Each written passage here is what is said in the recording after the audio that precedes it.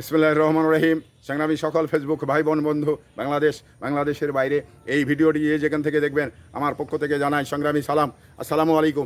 ঈদ মুবারক, ঈদুল আজহার রক্তিম শুভেচ্ছা এবং ভালোবাসা। প্রিয় দেশবাসী, আসলে ঈদ আমাদের জীবনে মুসলমানের নিয়মে আইনে সেটা হলো যে ঈদ মানেই প্রত্যেকটি মদিনার ঘরে ঘরে আনন্দ এবং আত্মীয় স্বজন এবং প্রতিবেশী নিয়ে একটি আনন্দ করবার দিন। তো সেই আনন্দ আমরা যদি ঠিক নিয়ম মাফিক আমরা না করি, তাহলে এটা নিয়ে অনেকেই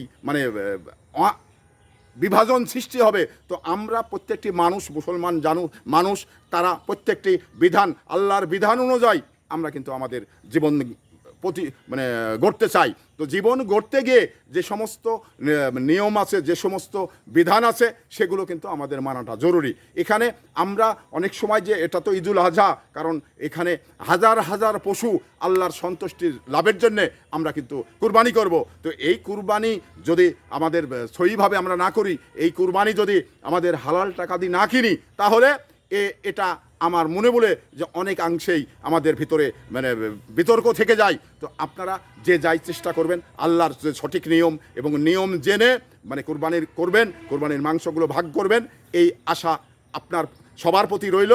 এবং আল্লাহ আপনার এই বিধানগুলো আপনাদের আমাদের সহ সবাকেই যেন আল্লাহ এই বিধানগুলো মানার অর্ডার দিয়েছেন, আমরা যেন সবাই মানতে পারি।